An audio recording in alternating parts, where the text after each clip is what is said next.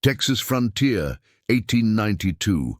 A dust-covered stagecoach rolls to a stop outside the weathered wooden platform of Millbrook Station, its wheels grinding against the packed earth as the driver calls out the final destination. The door swings open, and a young woman steps down carefully, cradling two bundled infants against her chest. Her traveling dress, once fine blue cotton, now bears the stains of a 1,000-mile journey and the unmistakable marks of caring for babies on the road. Sarah Mitchell's green eyes scan the small crowd gathered at the station, searching for the face that matches the daguerreotype tucked safely in her carpetbag. She's looking for Thomas Hartwell, the prosperous ranch owner who promised her marriage, security, and a home for herself and her children. What she finds instead is a man whose expression shifts from anticipation to horror the moment he sees the babies in her arms. In that single devastating moment, Sarah realizes that her carefully laid plans have crumbled to dust. The future she'd pinned all her hopes on vanishes like a mirage in the Texas heat. But what happens next will challenge everything she believes about second chances, the kindness of strangers, and the unexpected ways that love can bloom in the most unlikely soil.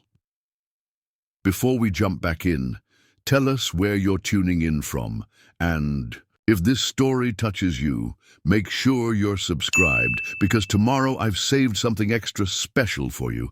The morning Sarah Mitchell left St. Louis, Missouri, she carried with her three things: a worn leather satchel containing all her worldly possessions, twin 6-month-old babies named Emma and James, and a faded letter promising her salvation. The letter, creased from countless readings, bore the neat handwriting of Thomas Hartwell, a Texas rancher who had responded to her carefully worded advertisement in the St. Louis Post-Dispatch.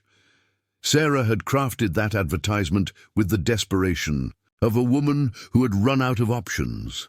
Young widow seeks correspondence with honorable gentleman, excellent seamstress and cook, seeks stable home for small family. She had deliberately kept the details vague, knowing that the full truth of her situation would have discouraged even the most charitable of responses.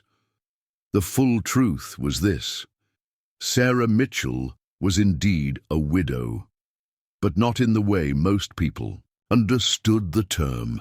She had been married to Robert Mitchell for barely 8 months when he died of consumption, leaving her pregnant and penniless. What she hadn't told Thomas Hartwell, what she couldn't bring herself to write in any of their 6 months of correspondence, was that she had given birth to twins. Twin babies in 1892 were considered both a blessing and a burden, especially for a woman alone. The mortality rate was high, the care required was enormous, and the expense of raising 2 children simultaneously could bankrupt even comfortable families. Sarah had learned this harsh reality quickly when Robert's family, already strained by medical bills and funeral costs, made it clear that supporting a widow with 2 infants was beyond their means. For 4 months after Emma and James were born, Sarah had struggled to make ends meet in St. Louis. She took in sewing at all hours, her fingers raw from the constant needlework, while the babies slept fitfully in a single cradle she had fashioned from an old wooden crate. The boarding house, where she rented a tiny room, grew impatient with the noise of crying infants, and other tenants complained about the disruption to their sleep. Mrs. Pemberton, the stern-faced landlady, had delivered the ultimatum on a grey February morning. Miss Mitchell, I understand your circumstances, but this is a respectable establishment. The constant crying is disturbing my other tenants. You'll need to find other arrangements by month's end.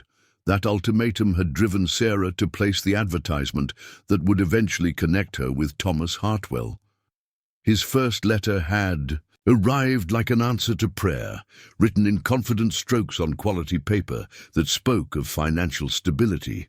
He described himself as a 34-year-old rancher who owned 2,000 acres outside the growing town of Millbrook, Texas. He raised cattle and horses, lived in a substantial house, and was looking for a wife who could bring warmth and civilization to his frontier home. "I'm a man of simple tastes but comfortable means," he had written. "I seek a companion who values hard work, family life, and the rewards of building something lasting together. I can offer security, respect, and a future limited only by our mutual determination to succeed." Over the months that followed, their correspondence had deepened into something that felt remarkably like courtship. Thomas wrote about his daily life on the ranch, the challenges of managing livestock, and his dreams of expanding his operation. He described the landscape around Millbrook in vivid detail: rolling hills covered in bluebonnets each spring, vast skies that seemed to stretch to infinity, and sunsets that painted the world in shades of gold and crimson. Sarah had responded, with equal enthusiasm, sharing her thoughts on literature, her experiences as a seamstress, and her hopes for the future. She wrote about her late husband with appropriate grief, but also with growing excitement about the possibility of new happiness. What she never wrote about were the two small lives that depended entirely on her for survival. The deception hadn't been easy to maintain. Several times, Sarah had started letters that began with the truth. "Thomas, there is something important I must tell you about my family situation." But each time fear had stopped her hand. Fear that honesty would end their correspondence immediately. Fear that she would lose the one chance at security she had found. Fear that Emma and James would grow up in poverty because their mother lacked the courage to gamble on love. Instead, she had told herself that once they were married, once Thomas saw how devoted she was as a wife, once he understood how much the children needed a father's protection, he would welcome them all with open arms. It was a gamble born of desperation, but it had seemed like her only choice. The journey from St. Louis to Millbrook had taken 8 days, traveling by train, to Dallas and then by stagecoach for the final 100 miles. Sarah had prepared for the trip as carefully as her limited resources allowed. She had sewn new traveling clothes for herself, purchased supplies for feeding and caring for the babies during the long journey, and written a final letter to Thomas announcing her departure date. The other passengers on the stagecoach had been tolerant of the crying babies, though Sarah caught disapproving glances when Emma and James fussed during the night. She'd spent most of the journey holding one child while the other slept, catching only brief moments of rest when both babies settled simultaneously. Now, standing on the platform at Millbrook Station with dust swirling around her feet and the Texas sun beating down mercilessly, Sarah felt the full weight of her deception. Thomas Hartwell stood 20 feet away, easily recognizable from the photograph he had sent. He was a tall man with broad shoulders and sun-weathered features, wearing clean work clothes and a wide-brimmed hat that shadowed his eyes.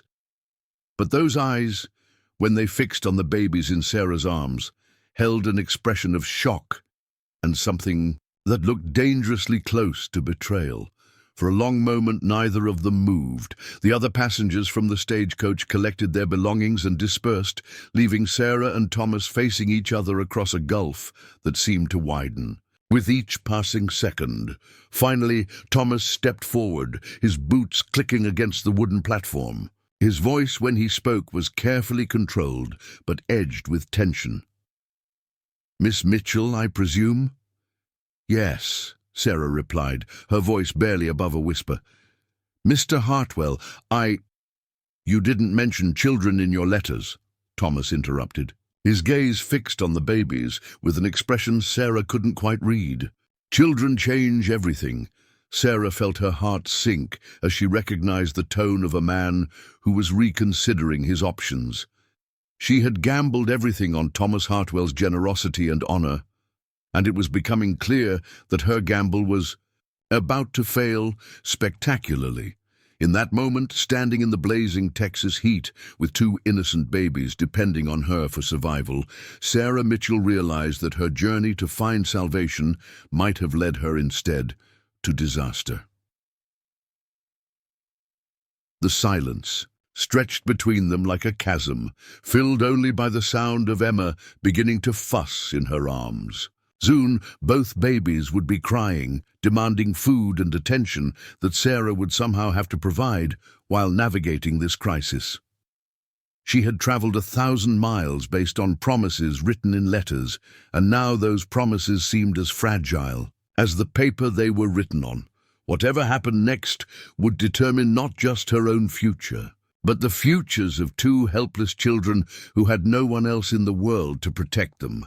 Preparing and narrating this story took us a lot of time, so if you are enjoying it, subscribe to our channel. It means a lot to us. Now back to the story. Thomas. Hartwell's jaw tightened as he stared at the two infants in Sarah's arms, his weathered hands clenching and unclenching at his sides. The silence between them stretched like a taut wire ready to snap, broken only by the distant lowing of cattle and the creak of the stagecoach driver securing his team for the return journey. "How old are they?" Thomas asked finally, his voice flat and carefully controlled. 6 months, Sarah replied, instinctively pulling the babies closer to her chest. Emma had begun to whimper, sensing the tension in her mother's voice, while James slept peacefully, unaware that his entire future hung in the balance. Thomas removed his hat and ran a hand through his dark hair, streaked with premature grey from years of Texas sun and hard work. 6 months, he repeated slowly, "which means they were born well after your husband's death, assuming what you told me about your marriage was true." The accusation in his voice hit Sarah like a physical blow. She felt heat rush to her cheeks, partly from shame but mostly from indignation. "Everything I told you about Robert was true. He died of consumption 8 months after our wedding. The twins are his children, conceived during our brief marriage." Twins. Thomas shook his head, the word carrying the weight of a man who understood exactly what caring for 2 infants would entail. "Do you have any idea what you've done, Miss Mitchell? What kind of position you've put me in?" Sarah's temper flared, despite her precarious situation. "I've put you in the position of being a decent human being, Mr. Hartwell. These children have done nothing wrong. They're innocent babies who need care and protection." "Innocent babies who weren't part of our agreement," Thomas shot back. "I was expecting to marry a widow, not adopt a ready-made family. There's a considerable difference between the two." The stagecoach driver, an elderly man named Pete, who had witnessed countless frontier dramas during his years on the route, cleared his throat diplomatically. "Folks, I don't mean to interrupt, but I've got a schedule to keep. Do you need me to take the lady back to Dallas on the return trip?" Sarah felt panic rise in her throat. She had barely enough money for food during the journey to Millbrook, certainly not enough for return passage to Dallas, let alone the train fare back to St. Louis. More critically, she had no home to return to. Mrs. Pemberton had already rented her room to another tenant, and the few relatives she had in Missouri had made it clear that supporting her and 2 children was beyond their means. "That won't be necessary," came a calm voice from behind them. "The lady and her children can stay at my clinic until arrangements can be made." Sarah turned to see a man approaching from the direction of the town's main street. He was perhaps 40 years old, of medium height with kind eyes behind wire-rimmed spectacles. His clothes were neat but worn, the jacket of a man who worked with his hands but took pride in his appearance. A black medical bag hung from his left hand, marking him clearly as the town physician.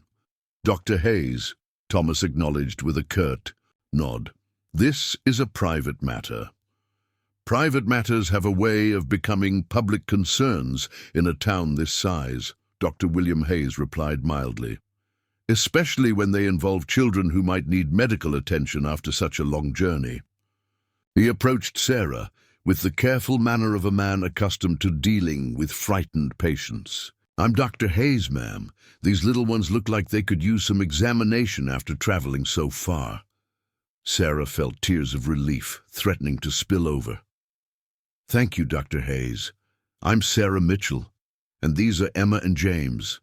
They've been very good during the journey, but I would appreciate your looking them over." Dr. Hayes studied the babies with professional interest, noting their healthy color and alert expressions. "They appear quite robust for their age. Twins are often more delicate than single births, but these two seem to be thriving." He looked up at Sarah with compassion that was entirely absent from Thomas's cold stare. "When did they last eat?" "About 2 hours ago. I've been nursing them, but I'm concerned about my ability to continue providing adequate nutrition after the stress of the journey." Perfectly normal concern. Traveling with infants is challenging under the best circumstances. Dr. Hayes glanced meaningfully at Thomas. "I assume Mr. Hartwell will want to ensure his guests are properly cared for during their visit to Millbrook." Thomas's face darkened at the gentle pressure. "Dr. Hayes, Miss Mitchell came here under false pretenses. She led me to believe she was a widow seeking marriage, not a woman with 2 infants requiring adoption." "From what I understand, she is a widow seeking marriage," Dr. Hayes replied evenly. "The presence of children doesn't change her marital status or her need for security. Many widows remarry with children from previous marriages. It's hardly unprecedented. It's unprecedented when those children aren't mentioned during 6 months of correspondence." Thomas snapped. "I have the right to know what I'm taking on before making commitments." Dr. Hayes considered this for a moment, then nodded thoughtfully. "You're absolutely right, Mr. Hartwell. Honesty is essential in any relationship, especially marriage. Miss Mitchell should have been forthright about her children from the beginning." He paused, studying Sarah's stricken expression. "However, I suspect her deception came from desperation rather than malicious intent. A woman alone with 2 infants faces challenges that might drive even the most honest person to creative solutions." Sarah felt grateful for Dr. Hayes's understanding, even as she recognized the truth in his words. She had been dishonest, driven by fear and desperation, but dishonest nonetheless. "Dr. Hayes is right," she said quietly. "I should have told you about Emma and James from the beginning. I was afraid you wouldn't respond to my letters if you knew about them." "You were right to be afraid," Thomas said bluntly. "I wouldn't have. I'm not equipped to raise children, Miss Mitchell. My ranch is no place for infants. The work is demanding, the isolation is complete, and the dangers are real. I was looking for a wife who could share that life with me, not someone who would require constant attention for dependent children." Dr. Hayes stepped closer to the group, his voice taking on the authoritative tone of a man accustomed to making difficult decisions. "Mr. Hartwell, while I understand your position, I think we need to consider the immediate practical concerns. Miss Mitchell and her children have traveled a considerable distance based on your invitation. Whatever the circumstances of that invitation, they're here now and in need of assistance. What are you suggesting?" Thomas asked, though his tone suggested he already knew and didn't like the direction of the conversation. "I'm suggesting that Miss Mitchell and her children stay at my clinic for a few days while we sort out the situation. She can rest. The babies can be properly examined, and everyone can make decisions based on clear thinking rather than shock and disappointment." Sarah looked between the 2 men, recognizing that Dr. Hayes was offering her a lifeline she desperately needed. "I would be very grateful for that assistance, Dr. Hayes. I can help with your medical practice in exchange for room and board. I have experience caring for the sick, and I'm skilled with a needle if any surgical assistance is required." "Medical experience?" Dr. Hayes asked with interest. "I helped care for my husband during his illness, and I assisted the midwife when the twins were born. I'm not trained formally, but I'm not squeamish about medical matters." Thomas watched this exchange with growing irritation. This is all very touching, but it doesn't solve the fundamental problem. Miss Mitchell came here expecting marriage, and I came here expecting a wife without additional complications. Neither of us is getting what we bargained for. Perhaps, Dr. Hayes said thoughtfully, the problem is that both of you focused on what you expected rather than what you actually need. He turned to Sarah. What do you need, Miss Mitchell? Beyond marriage, beyond security, what do you actually need to build a good life for yourself and your children? Sarah considered the question seriously. I need work that can support 3 people. I need a safe place to live where Emma and James can grow up healthy. I need a community that will accept us and help me raise them properly. And yes, eventually I would like to find a husband who could love all 3 of us, not just tolerate our presence. And you, Mr. Hartwell, what do you actually need? Thomas frowned at the question.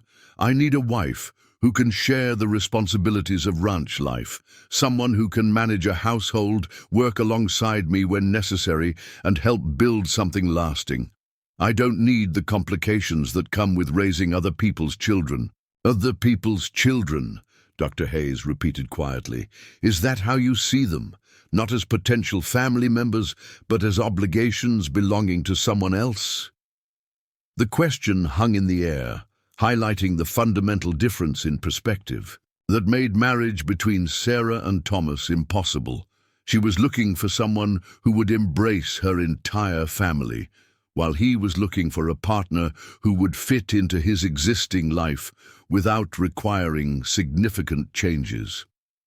Dr. Hayes picked up his medical bag and gestured toward the town. Miss Mitchell, my clinic is just down the main street. Why don't we get you and the children settled while Mr. Hartwell considers his options? Sometimes a little time and distance help clarify what's truly important. As they began walking toward town, Sarah carrying the babies and Dr. Hayes carrying her carpet bag, Thomas called after them. Miss Mitchell, I'll pay for your return passage to St. Louis. It's the least I can do given the circumstances. Sarah stopped and turned back to face him. That's very generous, Mr. Hartwell, but I don't have anything to return to in St. Louis. Whatever happens here, it has to be a new beginning, not a retreat to an old life that wasn't working. With that declaration, she continued walking toward an uncertain future, guided by a kind stranger who seemed to understand that sometimes salvation came in forms no one expected. Behind them, Thomas Hartwell stood alone on the station platform, watching the woman he had expected to marry disappear into a life that no longer included him. Dr. William Hayes's clinic occupied the ground floor of a 2-story building on Millbrooks, Main Street, with living quarters above that had remained largely unused since his wife's death 3 years earlier. As he led Sarah and the twins through the front door, the familiar scents of carbolic acid and medicinal herbs enveloped them, creating an atmosphere of cleanliness and healing that seemed to calm even baby Emma's fussing. The clinic's main room served multiple purposes: examination area, surgical suite, and pharmacy rolled into one efficient space. Shelves lined the walls, filled with bottles of various sizes containing everything from laudanum to quinine. A large examination table dominated the center of the room, while a smaller desk near the window held patient records and correspondence with medical suppliers in Dallas and Houston. The living quarters are upstairs, Dr. Hayes explained, setting Sarah's carpet bag beside a comfortable chair. 3 bedrooms, kitchen, and sitting room. Far more space than one person needs. You and the children can stay as long as necessary, while we determine the best course of action. Sarah bounced James gently as he began to stir, her experienced motions automatic after months of constant care. Dr. Hayes, I can't impose on your kindness without offering something in return. I meant what I said about helping with your practice. I may not have formal medical training, but I'm a quick learner, and I'm not afraid of hard work. Dr. Hayes studied her with the appraising look of a physician evaluating a patient's condition. What he saw was a young woman bearing the unmistakable signs of prolonged stress, shadows under her green eyes, the slight tremor of exhaustion in her hands, the careful way she held herself as if bracing against the next blow. Yet beneath the fatigue, he recognized something else, a core of determination that had carried her through unimaginable challenges.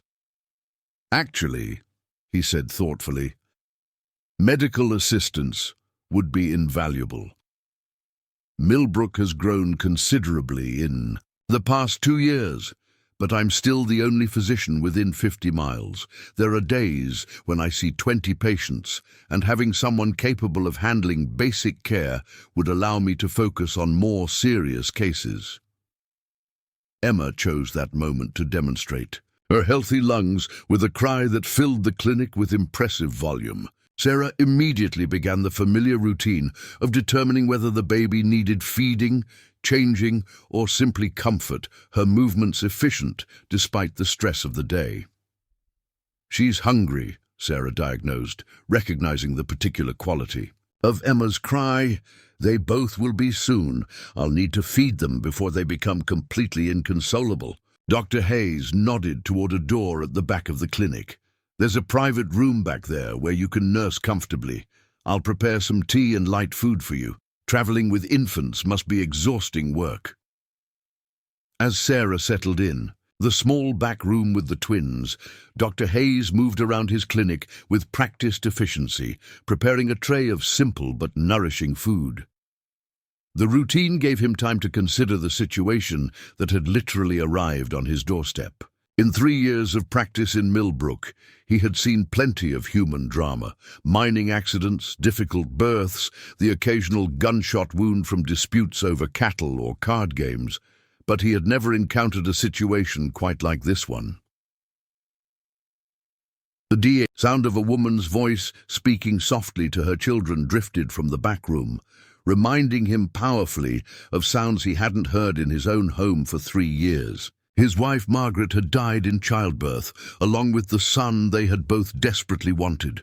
The tragedy had left him emotionally isolated, throwing himself into his medical practice as a way to avoid confronting the emptiness of his personal life. Now, suddenly, his orderly existence was disrupted by the presence of a woman and 2 healthy babies who represented everything he had lost. The irony wasn't lost on him. Thomas Hartwell was rejecting what William Hayes would have given anything to have. A soft knock at the clinic's front door interrupted his thoughts. Through the glass, he could see Thomas Hartwell's tall figure, silhouetted against the afternoon sun. Dr. Hayes opened the door to find the rancher looking uncomfortable and uncertain, his hat in his hands and his expression troubled. "Dr. Hayes," Thomas began without preamble, "I've been thinking about what happened at the station. I may have been hasty in my reaction." "Come in," Dr. Hayes invited, stepping aside to allow Thomas entry. "Miss Mitchell is feeding the children." "But we can speak quietly." Thomas glanced toward the back room, then focused on Dr. Hayes with obvious difficulty. "I want you to understand, I'm not a heartless man. The situation caught me off guard, that's all. I had expectations, and when those expectations weren't met," he trailed off, struggling to find words that would explain his position without making him sound callous. "You felt deceived," Dr. Hayes supplied. "That's understandable. Honesty is the foundation of any successful relationship, and Miss Mitchell's omission was significant." "Exactly." Thomas seemed relieved to have his feelings acknowledged. "But I keep thinking about what you said about her desperation driving her to deception. I've been wondering what kind of circumstances would make a woman feel she had to hide her children to find help." Dr. Hayes poured 2 cups of coffee from the pot he kept constantly brewing, offering one to Thomas before settling into his desk chair. "In my experience, desperate people make desperate choices. It doesn't excuse dishonesty, but it might explain it. The thing is," Thomas continued, accepting the coffee gratefully, "I do want a family. Eventually. I just imagined it happening differently. Marriage first, then children of our own in due time. Taking on someone else's children, especially twins." He shook his head. "It's overwhelming." "Children are overwhelming under the best circumstances. Dr. Hayes agreed. But they're also rewarding in ways that are difficult to describe. I had hoped to experience that myself before. He gestured vaguely, unable to finish the sentence. Thomas studied the doctor's face, noting the shadow of old pain that crossed his features. Everyone in Millbrook knew the story of Dr. Hayes's tragedy, though it was rarely discussed openly. "I'm sorry about your loss," Thomas said quietly. "I know you and Margaret wanted children very much." "We did." Dr. Hayes's voice was steady, but Thomas could hear the carefully controlled emotion beneath. "Which is why I find myself wondering what kind of man turns away from children who need protection, regardless of the circumstances that brought them into his life." The gentle rebuke hit its mark. Thomas set down his coffee cup and rubbed his face with both hands. "You're saying I should marry her anyway, take on the responsibility of raising 2 children I never planned for?" "I'm not saying anything about what you should do," Dr. Hayes replied carefully. "I'm simply observing that there are different ways to look at any situation. You see 2 children as a burden you didn't sign up for. Someone else might see them as an opportunity to build the family you've always wanted, just in a different order than you expected." Before Thomas could respond, Sarah emerged from the back room carrying both babies, who appeared much more content after their feeding. She had taken a few moments to freshen her appearance, smoothing her hair and adjusting her dress, though the effects of the long journey were still evident in her tired eyes. "Mr. Hartwell," she said with careful politeness, "I didn't realize you were here." Thomas stood awkwardly, his hat still in his hands. "Miss Mitchell, I wanted to, that is, I came to—" He stopped, clearly struggling with what he wanted to say. "He came to check on your welfare," Dr. Hayes supplied diplomatically.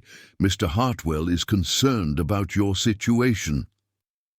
Sarah looked between the 2 men, recognizing undercurrents in their conversation that she couldn't quite identify. "That's very kind," she said cautiously. "The children and I are quite comfortable here, thanks to Dr. Hayes's generosity." Emma chose that moment to smile at Thomas, one of those radiant infant expressions that seemed to light up her entire face. The effect on Thomas was immediate and visible. His stern expression softened, and something almost like wonder crossed his features.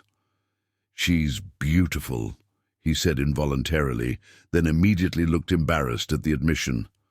"They both," Sarah agreed, shifting James so Thomas could see him better. "They're good babies, Mr. Hartwell. They sleep through the night most of the time, and they're rarely fussy unless they're hungry or need changing."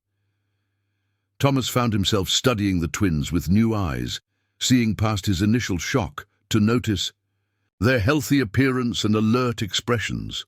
They were undeniably beautiful children, with their mother's green eyes and soft, dark hair that caught the light streaming through the clinic windows. "How do you manage?" he asked suddenly. "Caring. For both of them alone." Sarah's smile was tired but proud. "You learn to be efficient. They don't always need attention at the same time, so I can care for one while the other sleeps. And they're remarkably good company for each other. They seem to calm down when they're together."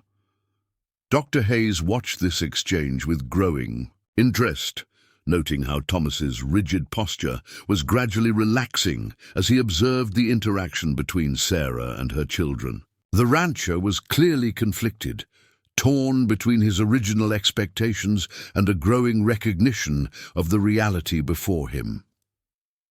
"Miss Mitchell," Dr. Hayes said suddenly, "would you mind if I examined the children properly? I'd like to ensure they suffered no ill effects from the journey, and it would give me a chance to assess their overall health." "Of course," Sarah agreed immediately. "I would welcome your professional opinion."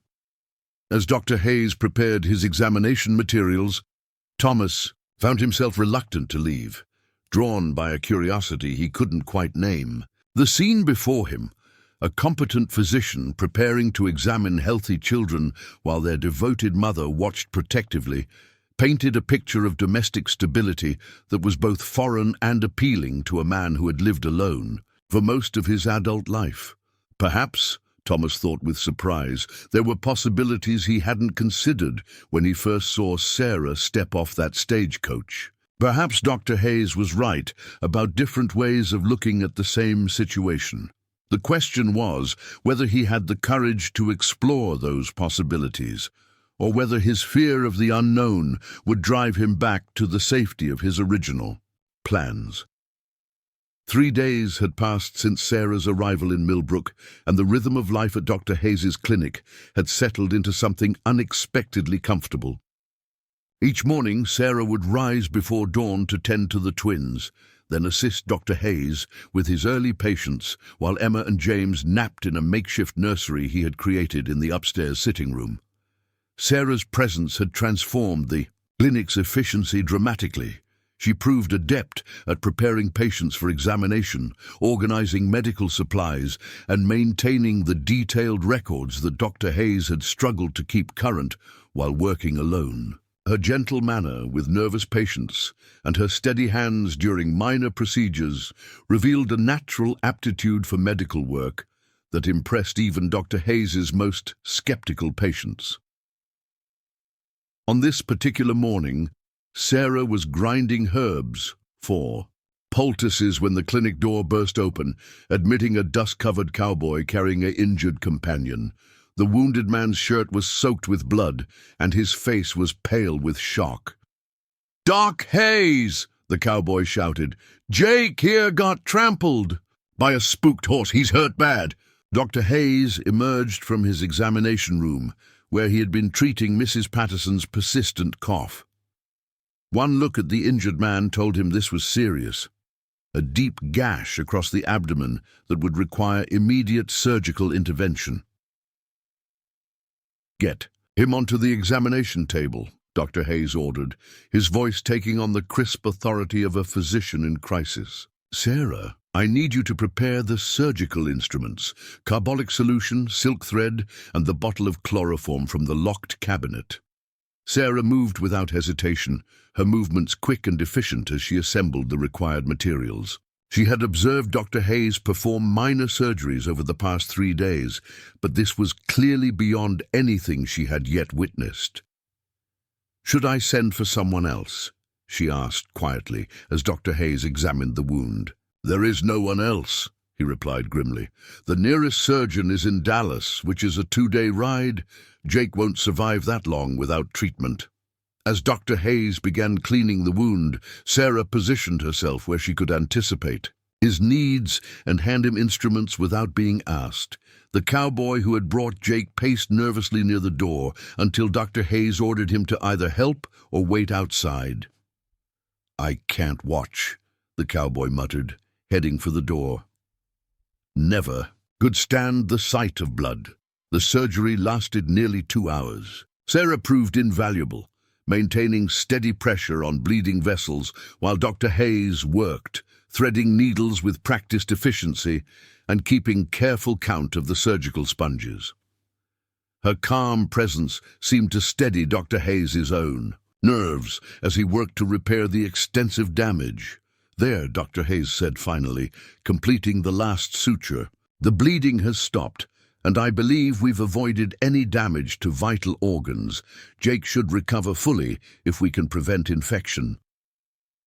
Sarah helped clean and bandage the wound, then assisted in moving the unconscious patient to the recovery room Dr. Hayes had hastily prepared upstairs. As they worked together to make Jake comfortable, Dr. Hayes found himself impressed not just by Sarah's competence, but by her unflappable composure under pressure. "You have excellent instincts," he told her as they returned to the main clinic. To clean the surgical instruments, many trained nurses would have been less helpful in that situation. Sarah flushed with pleasure at the compliment. "I told you I wasn't squeamish about medical matters. My husband's illness taught me that healing requires both knowledge and steady nerves." "It requires more than that," Dr. Hayes replied, watching her methodically clean blood from the surgical tools. "It requires compassion, quick thinking, and the ability to remain calm when others are panicking. You demonstrated all of those qualities today." Their conversation was interrupted by the arrival of Thomas Hartwell, who had apparently heard about the emergency from the cowboy who had brought Jake to the clinic. Thomas looked around the surgery-stained room with obvious concern. "Dr. Hayes, I came as soon as I heard. Is there anything you need? Supplies, assistance, anything at all?" "The crisis has passed," Dr. Hayes assured him, "thanks largely to Miss Mitchell's assistance. She proved to be an excellent surgical nurse." Thomas's gaze shifted to Sarah, taking in her blood-stained apron. "And the competent way she continued organizing medical supplies, even while speaking with them." "You helped with the surgery?" he asked, something like admiration creeping into his voice. "Dr. Hayes did the difficult work," Sarah replied modestly. "I simply handed him instruments and tried to stay out of his way." "She's being modest, Doctor," Hayes interjected. "Her assistance was crucial to the surgery's success. Jake owes his life to both of us, but Sarah's steady hands and quick thinking were invaluable." Thomas found himself seeing Sarah in a new light. The woman he had initially dismissed as a deceptive burden was proving to be resourceful, capable, and genuinely valuable to the community. As he watched her efficiently cleaning the clinic and preparing for the next patient, he began to understand why Dr. Hayes had been so ready to offer her assistance. "Miss Mitchell," Thomas said carefully, "I owe you an apology. When you first arrived, I focused on what I saw as deception, rather than recognizing the strength it must have taken to travel so far with 2 infants, seeking a better life for your family." Sarah paused in her work, surprised by the sincerity in his voice. "Mr. Hartwell, you had every right to be upset. I should have told you about Emma and James from the beginning. I was wrong to let you make plans based on incomplete information." "Perhaps," Thomas agreed, "but I'm beginning to understand that people in desperate situations sometimes make choices they wouldn't make under normal circumstances. That doesn't excuse dishonesty, but it might explain it." Dr. Hayes listened to this exchange with interest, recognizing that Thomas was struggling with feelings more complex than simple anger or disappointment. The rancher was clearly attracted to Sarah, but his pride and his original expectations were warring with his growing recognition of her worth. The sound of crying from upstairs reminded everyone that Sarah's primary responsibilities lay elsewhere. She excused herself to check on the twins, leaving Thomas and Dr. Hayes alone in the clinic. "She's remarkable," Thomas said quietly, almost to himself. "Yes, she is," Dr. Hayes agreed. "In the 3 days she's been here, she's revolutionized how I practice medicine. Patient care has improved, my records are actually current for the first time in years, and I've been able to focus on complex cases instead of constantly scrambling to handle routine matters." Thomas was quiet for a moment, then asked, "What are your intentions regarding Miss Mitchell?" The direct question caught Dr. Hayes off guard. "My intentions? She can't stay here indefinitely as your assistant," Thomas pointed out. "People will talk, and her reputation will suffer. She needs a permanent solution to her situation."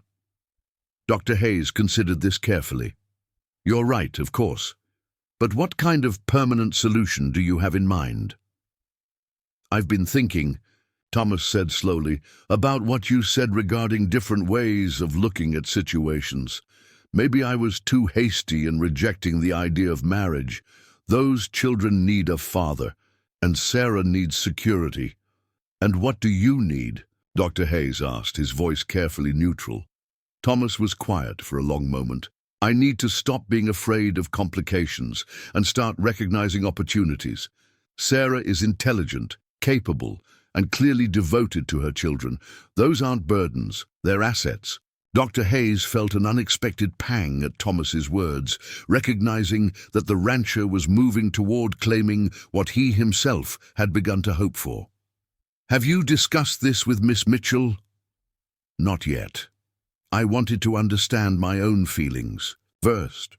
Thomas paused, studying Dr. Hayes's expression. "Unless you have objections to my pursuing her?"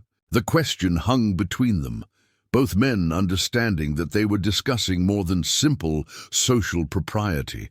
Dr. Hayes found himself at a crossroads, forced to choose between stepping aside gracefully or fighting for something he hadn't even realized he wanted until now.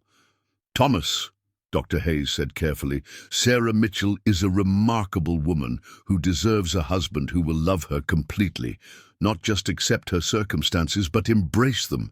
She deserves someone who sees her children as a blessing rather than a complication to be overcome. And you think I can't be that man?" "I think," Dr. Hayes replied slowly, "that you need to be very honest with yourself about whether you're offering marriage because it's what you want or because it's what you think you should do." Before Thomas could respond, Sarah returned, carrying both twins, who had apparently decided that nap time was over. Emma was babbling contentedly while James observed the world with the solemn expression that seemed to be his trademark. "Jake is resting comfortably," Sarah reported. "His color is much better, and his breathing seems normal. I think he's going to recover well." "Excellent diagnosis," Dr. Hayes said with a smile. "You're developing quite the medical eye." Thomas watched Sarah interact with her children, noting the natural ease with which she managed their care while maintaining awareness of everything happening around her. She was, he realized, exactly the kind of partner he had been looking for: intelligent, capable, devoted to family, and strong enough to handle the challenges of frontier life. The question was whether he could offer her the kind of love and acceptance she deserved, or whether his offer would be motivated more by duty than desire. As he studied her gentle interactions with Emma and James, Thomas began to suspect that the answer might be more complicated than he had initially thought. Dr. Hayes, meanwhile, found himself wondering whether he had the right to compete for Sarah's affections when Thomas had the prior claim, or whether stepping aside would be the honorable course of action. The situation was becoming more complex by the day, and the resolution would require careful consideration of everyone's feelings and needs. One thing was certain: the comfortable routine of the past 3 days was about to be disrupted by decisions that would determine all of their futures. The first challenge came in the form of Martha Whitfield, Millbrook's self-appointed moral guardian and wife of the town's most prosperous merchant. Martha arrived at Dr. Hayes's clinic on a Thursday morning, her steel-grey hair pulled into a severe bun and her lips pressed into a thin line of disapproval that had struck fear into the hearts of wayward citizens for the better part of 2 decades. Sarah was in the front room, organizing patient files, when Martha swept through the door without knocking, her sharp eyes taking in every detail of the clinic's domestic arrangements. The sound of the twins babbling upstairs was clearly audible, and Sarah's personal belongings were visible in the corners where she had tried to keep them out of the way. "Miss Mitchell, I presume," Martha said, her voice carrying the kind of Arctic chill that could freeze water in July.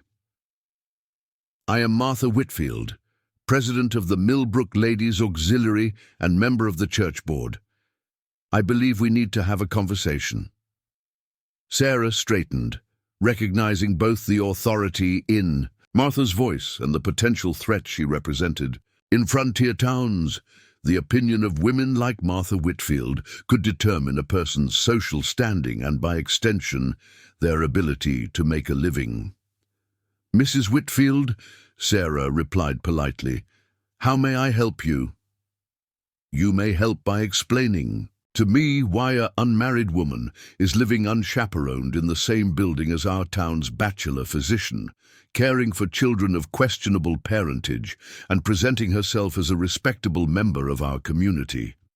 The accusation hit Sarah like a physical blow. She had been so grateful for Dr. Hayes's kindness and so focused on proving her worth as a medical assistant that she hadn't fully considered how their arrangement might appear to others. "Mrs. Whitfield," Sarah began carefully, "Dr. Hayes has been extraordinarily generous in offering temporary shelter while I determine my permanent arrangements. I assure you that our relationship is entirely professional and proper." Proper? Martha's eyebrows rose to impressive heights. A young woman living alone with a man, regardless of the circumstances, is never proper. And these children, I'm told they were born well after your husband's supposed death. That raises questions about your moral character that cannot be ignored. Sarah felt heat rise in her cheeks, part anger and part humiliation.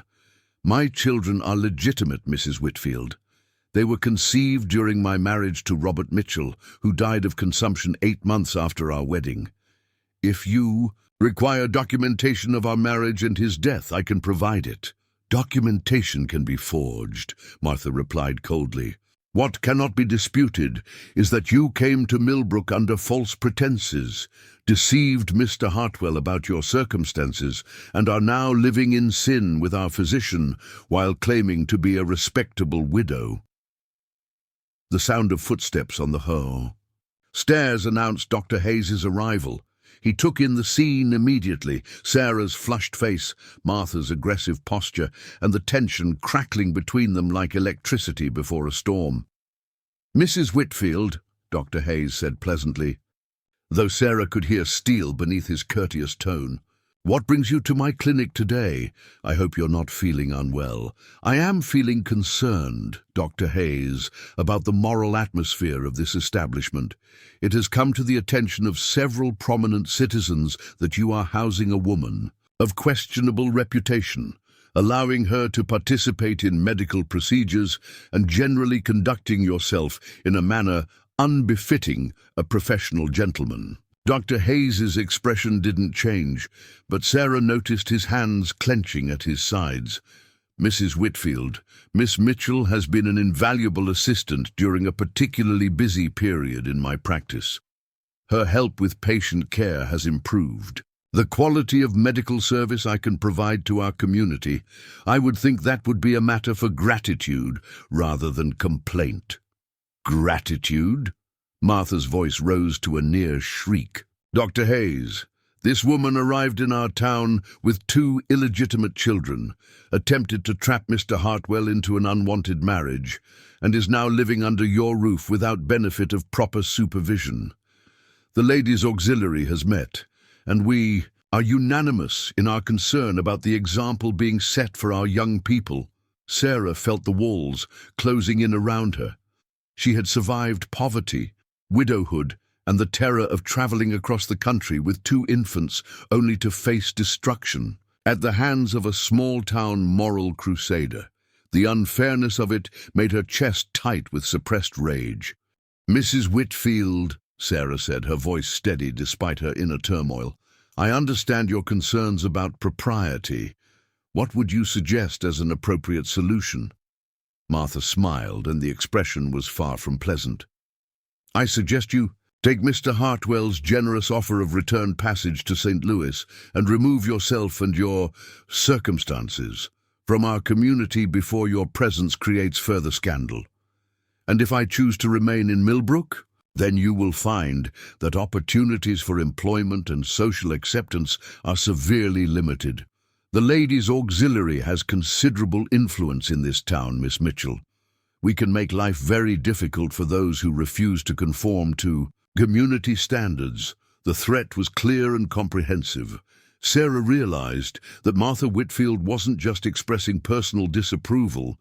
She was speaking for a group of influential women who could effectively ostracize anyone who crossed them. Dr. Hayes stepped forward, his professional courtesy finally giving way to controlled anger. "Mrs. Whitfield, I will not have a patient or a guest in my home threatened in my presence. Miss Mitchell has conducted herself with perfect propriety during her stay here.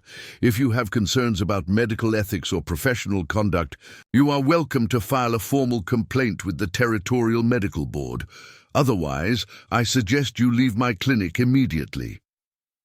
Martha's eyes glittered with malicious satisfaction. "Oh, Dr. Hayes, I had hoped it wouldn't come to this, but you've forced my hand." She reached into her reticule and withdrew a folded paper with official-looking seals. "This is a petition signed by 15 prominent families requesting a review of your professional conduct and fitness to serve as Millbrook's physician. The territorial authorities will be very interested in your domestic arrangements."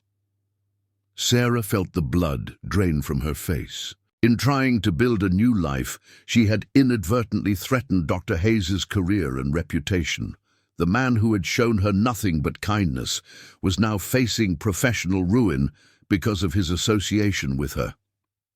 "Mrs. Whitfield," Sarah said quietly, "if I were to leave Millbrook immediately, would you withdraw your petition against Dr. Hayes?" "Sarah, no," Dr. Hayes said sharply. "Don't let her blackmail you into—" "Would you?" Sarah repeated, ignoring Dr. Hayes's protest. Martha considered the question with obvious pleasure. "If you were to depart on tomorrow's stagecoach and never return, I believe the Ladies' Auxiliary might reconsider the necessity of involving territorial authorities in Dr. Hayes's affairs." The ultimatum was clear.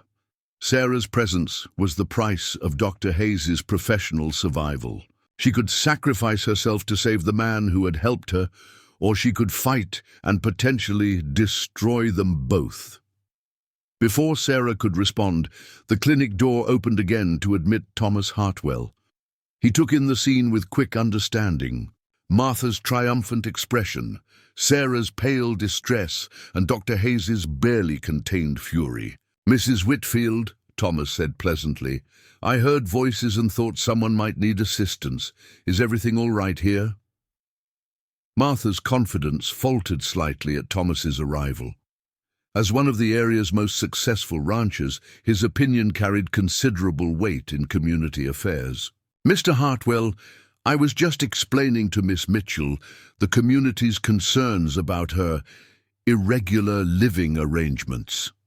Thomas studied Martha for a moment, then turned to Sarah with an expression she couldn't quite read. "Miss Mitchell, might I have a word with you privately? I believe there's a solution to this situation that hasn't been considered." Sarah nodded, grateful for any interruption to Martha's moral assault.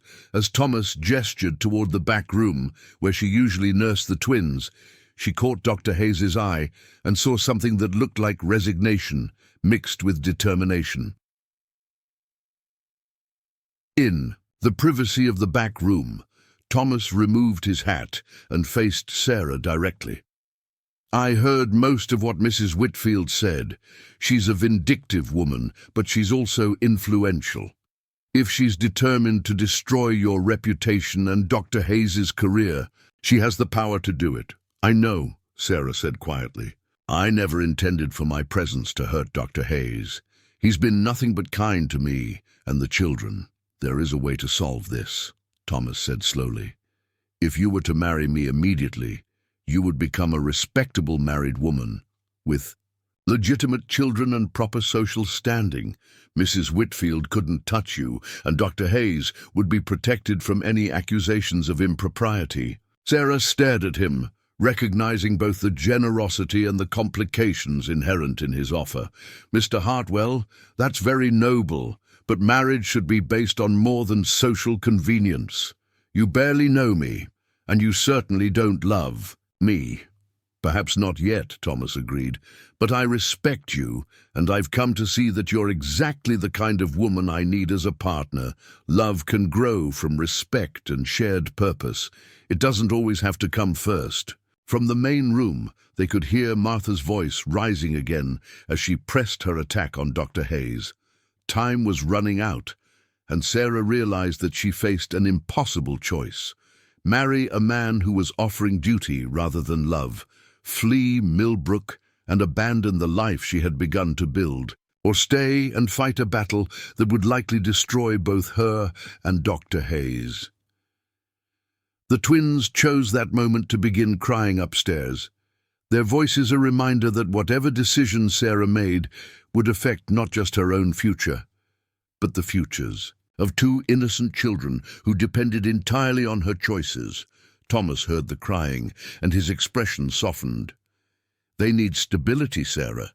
They need a father who can protect them and a home where they can grow up safely. I can provide those things, even if I can't yet provide the kind of passionate love you might prefer." Sarah closed her eyes, feeling the weight of impossible decisions. In the next few minutes, she would have to choose not just her own path, but the paths of her children, Dr. Hayes and Thomas himself. Whatever she decided would change all of their lives forever. Sarah stood frozen in the back room, Thomas's marriage proposal hanging between them, while Martha Whitfield's voice continued its relentless assault in the main clinic. The sound of her twins crying upstairs seemed to underscore the urgency of the decision she faced. Accept Thomas's offer of marriage based on duty and social necessity, or watch everything she had built crumble under the weight of small-town moral judgment. "I need a moment to think," Sarah said quietly, her hands trembling as she pressed them against her temples. The stress of the past week was finally taking its toll, and she felt perilously close to breaking down entirely. Thomas nodded, understanding. "Of course. But Sarah, you should know that Martha won't give you much time. She's the type of woman who thrives on destroying others, and she's clearly chosen you as her latest target." Before Sarah could respond, Dr. Hayes appeared in the doorway, his face grim with suppressed anger. "Thomas, I need to speak with Miss Mitchell privately. Mrs. Whitfield has left, but not before making her intentions perfectly clear." Thomas hesitated, clearly reluctant to leave Sarah alone when she was so obviously distressed. "Perhaps I should stay. Sarah might need—" "What Sarah needs," Dr. Hayes interrupted with unusual sharpness, "is to hear all of her options before making any hasty decisions." The two men faced each other across the small room, and Sarah realized that their conflict was about more than protecting her from Martha Whitfield's persecution. Both men cared for her, but in different ways and for different reasons. Thomas offered security and social respectability, while Dr. Hayes represented something deeper but far more uncertain. "Gentlemen," Sarah said firmly, "I appreciate both of your concerns, but ultimately this decision must be mine. Thomas, would you please give Dr. Hayes and me a few minutes to discuss the medical implications of Mrs. Whitfield's threats?" Thomas looked as though he wanted to argue, but something in Sarah's tone convinced him to step back. "I'll be at the hotel when you're ready to give me your answer," he said. "But remember, Sarah, time is not on your side." After Thomas departed, Dr. Hayes closed the door and turned to face Sarah with an expression she had never seen before. The careful professional reserve he usually maintained had been stripped away, revealing emotions he had clearly been struggling to contain. "Sarah," he began, then stopped, running his hands through his hair in frustration. "This is all my fault. I should have anticipated that housing you here would create gossip. I should have insisted on finding you a proper chaperone from the beginning. Dr. Hayes, you saved my life and my children's lives. Nothing that's happened since changes that fact. But it might cost you your future," he replied bitterly. "Martha Whitfield has the power to make good on her threats. If you don't leave Millbrook or marry Thomas immediately, she'll destroy your reputation so thoroughly that you'll never find respectable employment anywhere in Texas." Sarah sank into the room's single chair, suddenly exhausted by the weight of impossible choices. "And if I marry Thomas to avoid scandal, I'll be trapped in a loveless marriage with a man who sees my children as burdens he's willing to bear out. Of duty," Dr. Hayes knelt beside her chair, his voice dropping to a whisper. "Sarah, there is another option, one that Thomas doesn't know about and that I've been afraid to suggest." She looked up at him, startled by the intensity in his blue eyes. "What do you mean? Marry me instead?" The words hung in the air between them, carrying implications that made Sarah's heart race. "Dr. Hayes—" "William," he corrected softly. "My name is William, and I'm not offering you marriage out of duty or social convenience. I'm offering it because I've fallen in love with you." Sarah stared at him, hardly able to process what she was hearing. "You love me? I love your strength, your intelligence, your devotion to your children. I love the way you handle medical emergencies without flinching, the way you sing to Emma and James when you think no one is listening, the way you've brought life back to a house that's been empty for too long." William's voice grew stronger. As he continued, "I love the woman you are, Sarah, not just the convenience you might represent." Tears spilled down Sarah's cheeks as she absorbed the magnitude of what he was offering. "William, I care for you deeply. These past days working beside you have been some of the happiest I've known since Robert died. But marriage-based, on a few days of acquaintance, would be no more hasty than marrying Thomas," William pointed out. "The difference is that I'm offering you partnership, not protection. I'm offering to love Emma and James as my own children, not simply tolerate their presence. I'm offering you a future where your intelligence and skills would be valued, not hidden away to maintain social appearances." The sound of footsteps on the front stairs interrupted their conversation. Sarah quickly wiped her tears as Mrs. Pemberton, the elderly woman who helped with laundry at the clinic, appeared in the doorway holding both crying twins. "Begging your pardon, Miss Mitchell," Mrs. Pemberton said, "but these little ones are wanting their mama something fierce. I think they're hungry." Sarah took Emma and James gratefully, their familiar weight grounding her in the midst of emotional chaos. As she settled them against her chest, their crying gradually subsided into contented murmurs. William watched this scene with an expression of such tenderness that Sarah felt her heart clench. Here was a man who saw her children not as complications to be managed, but as precious additions to the family he hoped to create. "Mrs. Pemberton," William said quietly, "would you mind staying with Miss Mitchell for a few minutes? I need to step out briefly." After he left, Mrs. Pemberton settled into the room's other chair with the comfortable manner of a woman who had witnessed many domestic dramas in her 70-plus years.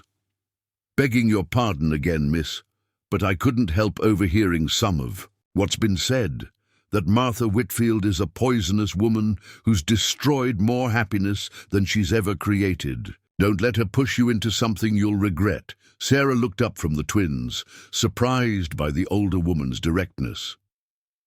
"What would you do, Mrs. Pemberton, if you were in my position?"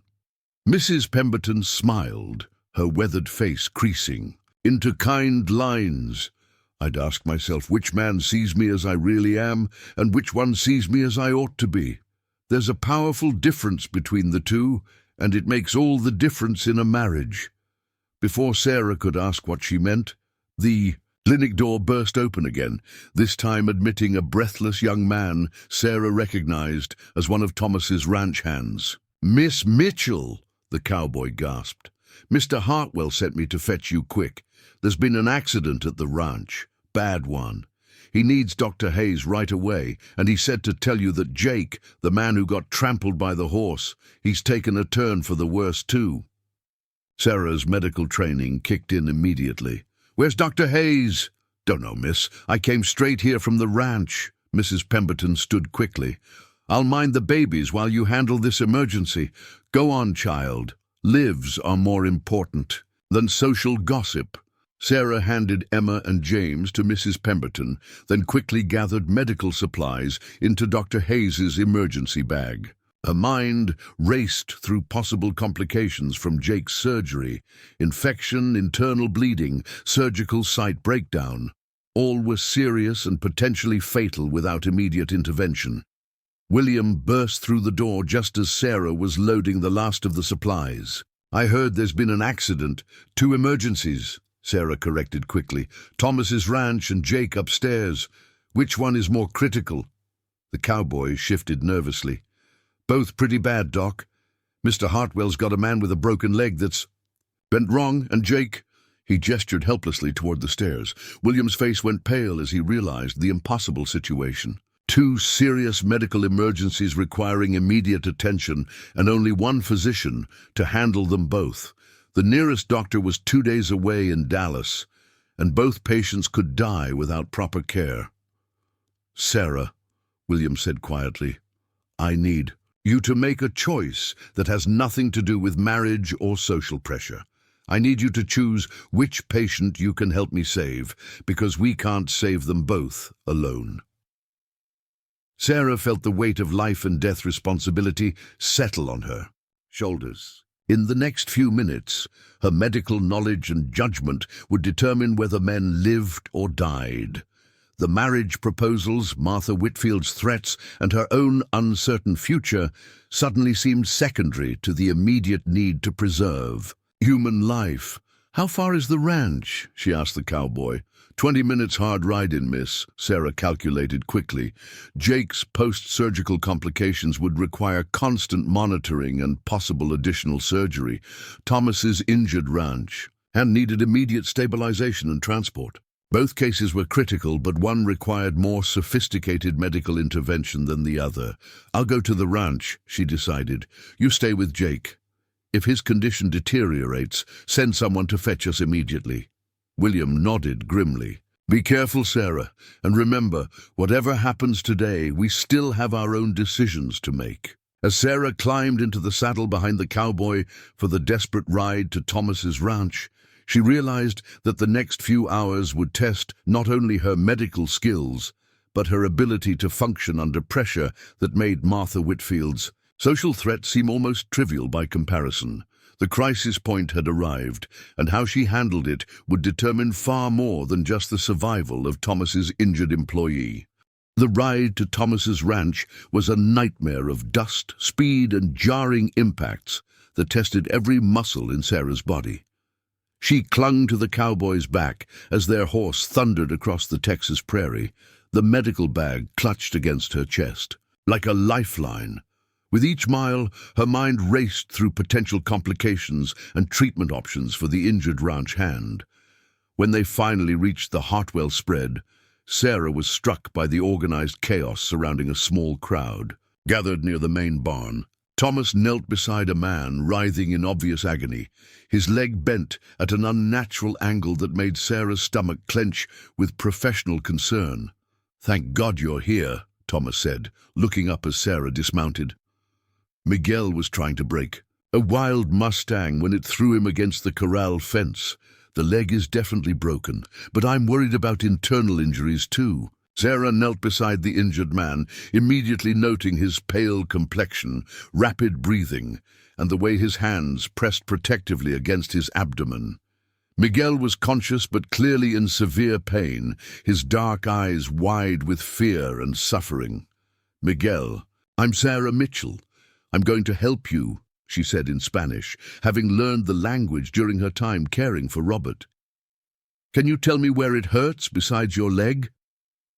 "Everywhere, Senora," Miguel gasped. "My stomach, my chest, like fire inside." Sarah's hands moved over his torso with practiced efficiency, feeling for signs of internal bleeding or organ damage.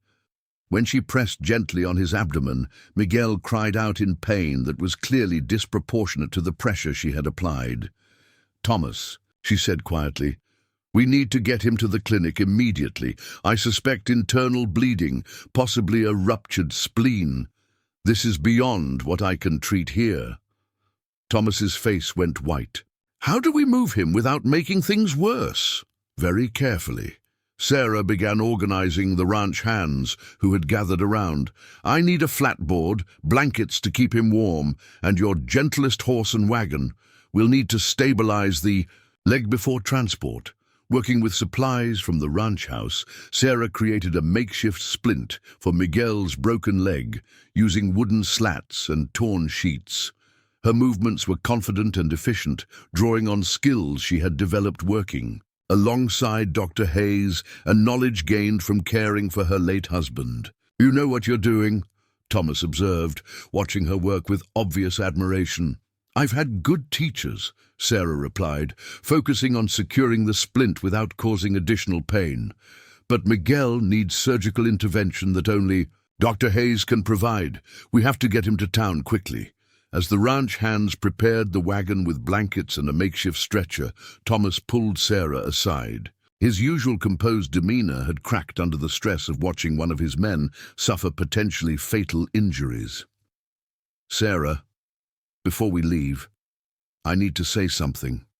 Watching you work just now, seeing how you handled this crisis, I realize I've been thinking about our situation all wrong." Sarah looked up from checking Miguel's pulse, noting Thomas's strained expression. "What do you mean?" "I proposed marriage to you as a solution to social pressure, thinking I was being noble by offering protection and respectability. But you don't need protection, do you? You need partnership. You need someone who recognizes your strength rather than trying to shelter you from challenges." The insight surprised Sarah with its perceptiveness. "Thomas, let me finish," he interrupted gently. "I've been so focused on what I thought you needed that I never asked what you wanted. What do you want, Sarah? Not what's practical or socially acceptable, but what would make you truly happy?" Sarah felt tears threaten as she recognized the generosity behind his question. Thomas was releasing her from his proposal, giving her permission to choose her own path, without the weight of obligation or gratitude. "I want to be valued for who I am, not who I might become, with the right guidance," she said quietly. "I want my children to be loved, not merely accepted. And I want to work alongside someone who sees my abilities as assets rather than curiosities." Thomas nodded slowly. "Then you have your answer about which proposal to accept." Before Sarah could respond, one of the ranch hands called out that the wagon was ready. The urgent business of transporting Miguel safely to town took precedence over personal revelations. But Sarah felt something fundamental shift in her understanding of the choice she faced. The journey back to Millbrook was agonizing in its carefulness. Sarah rode in the wagon bed beside Miguel, monitoring his condition while trying to minimize the jostling that threatened to worsen his internal injuries. Thomas drove the team with extraordinary skill, choosing the smoothest possible route despite the time it added to their trip. By the time they reached Dr. Hayes's clinic, Miguel's condition had deteriorated noticeably. His skin was gray with shock, his pulse rapid and thready, and he was beginning to drift in and out of consciousness. Sarah knew they had arrived just in time, perhaps too late. Dr. Hayes met them at the clinic door, having been alerted by the sound of their urgent arrival. One look at Miguel told him everything he needed to know about the severity of the situation. "Internal bleeding?" he asked Sarah as they transferred Miguel to the examination table. "Almost certainly. Ruptured. Spleen is my best guess, possibly other organ involvement.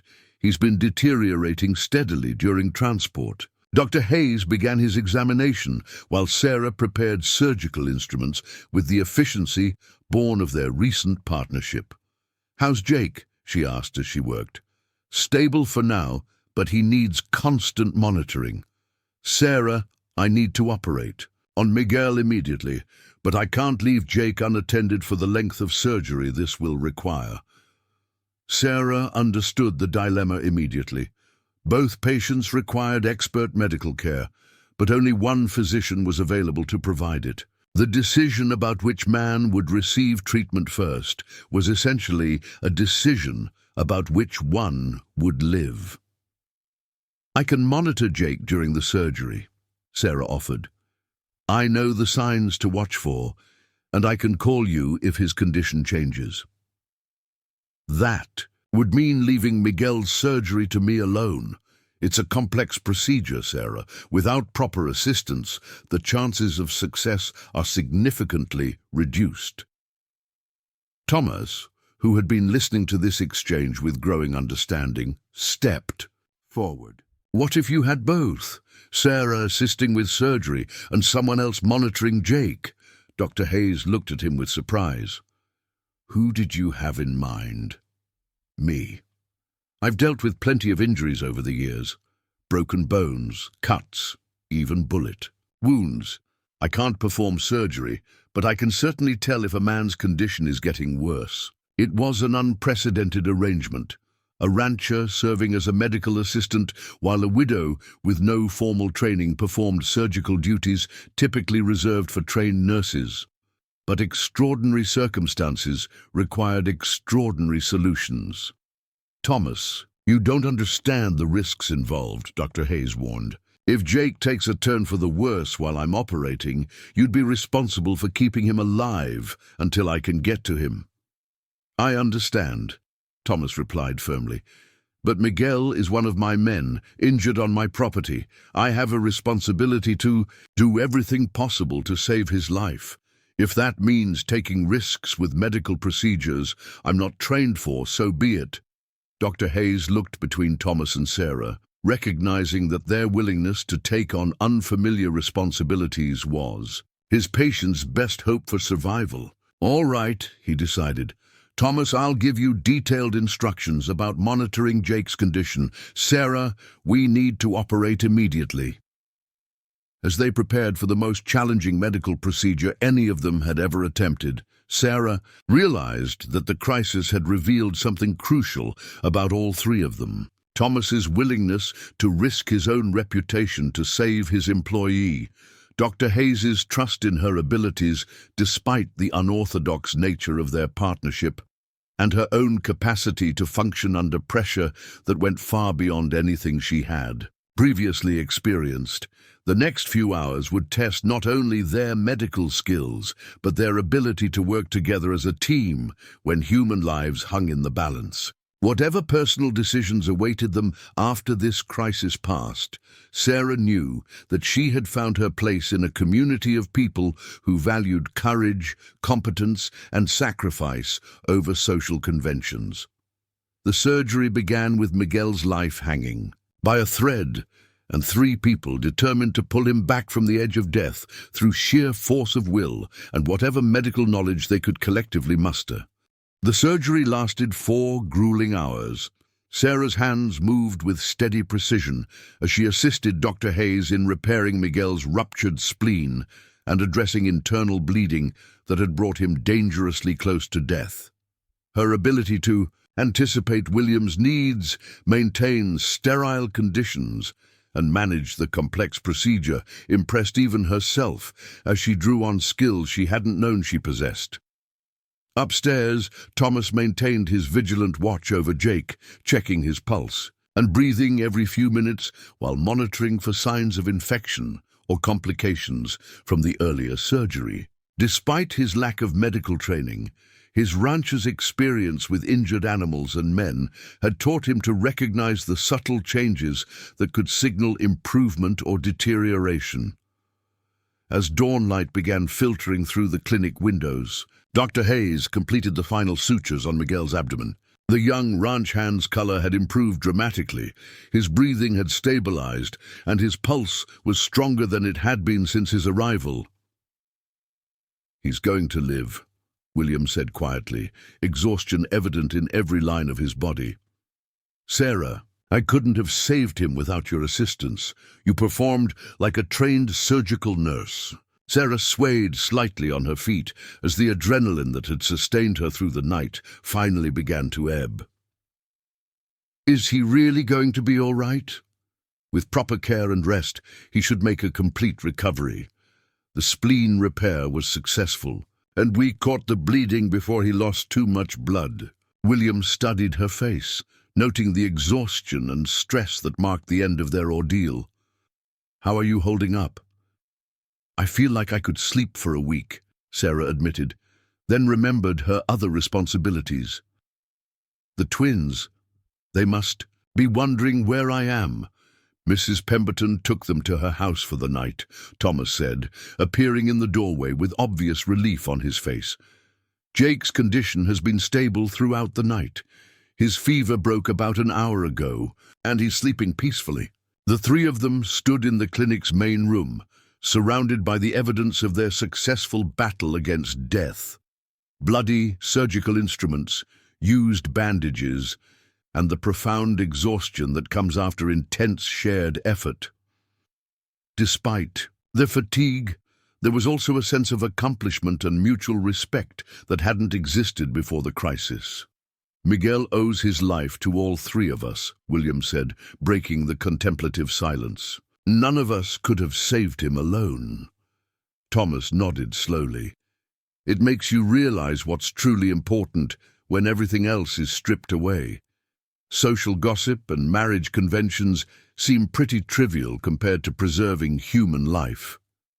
His words reminded them all that their personal situation remained unresolved despite the medical triumph. Martha Whitfield's ultimatum still stood, and Sarah still faced the choice between marriage proposals and possible exile from Millbrook. As if summoned by their thoughts, the clinic door opened to admit Martha Whitfield herself, accompanied by two other members of the Ladies' Auxiliary. Martha's expression of righteous indignation faltered slightly when she took in the scene. Three exhausted people surrounded by medical equipment, clearly having spent the night engaged in serious medical work. "Mrs. Whitfield," Dr. Hayes said wearily, "if you're here to continue yesterday's conversation, I'm afraid it will have to wait. We've been performing emergency surgery all night." "Surgery?" Martha's voice lost some of its usual imperious tone.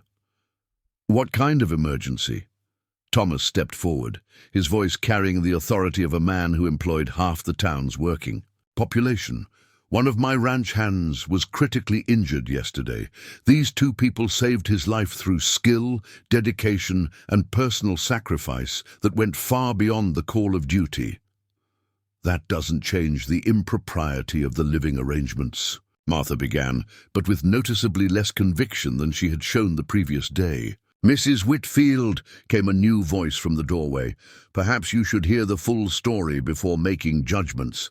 Everyone turned to see Reverend Michael Foster, Millbrook's elderly minister, entering the clinic with the measured dignity that had made him a respected voice in community affairs for over 20 years. Behind him came Mrs. Pemberton, carrying Emma and James, who had apparently been fussing for their mother.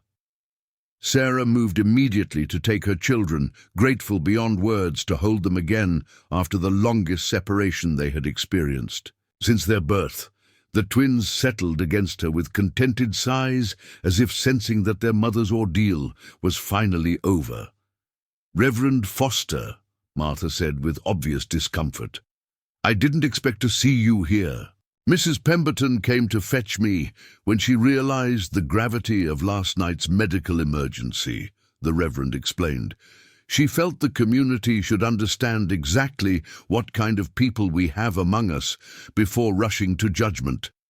Mrs. Pemberton stepped forward, her weathered face set in determined lines. "Martha Whitfield, I've lived in this town for 40 years, and I've never seen anything more inspiring than what happened here last night. Miss Mitchell worked like a trained physician to save that young man's life. Mr. Hartwell put aside his own concerns to help with medical care he wasn't trained for, and Dr. Hayes trusted both of them with responsibilities that could have cost him his medical license if things had gone wrong." "That's all very noble," Martha replied stiffly, "but it doesn't address the moral questions raised by their unconventional arrangements." Reverend Foster regarded Martha with the patient expression of a man who had counseled difficult parishioners for decades. "Mrs. Whitfield, I've spent considerable time this morning in prayer and reflection about this situation. What I see here is a woman who has conducted herself with perfect propriety while providing valuable service to our community. I see a physician who offered Christian charity to someone in need, and I see a rancher who put the welfare of his employee above social conventions." The Reverend's words carried the weight of moral authority that even Martha couldn't easily dismiss. If there are moral questions to be answered, they should focus on whether we as a community are showing proper Christian charity to a widow and her children, not on whether we can find fault with those who have helped them. Sarah felt tears of gratitude threatening as she realized that the tide of public opinion was turning in her favor. The crisis that had seemed likely to destroy her future was instead revealing the strength of the community support she had earned through her actions. Furthermore, Reverend Foster continued, I understand that Dr. Hayes has asked Miss Mitchell to marry him and that she has accepted his proposal. Sarah looked up in surprise, meeting William's eyes across the room.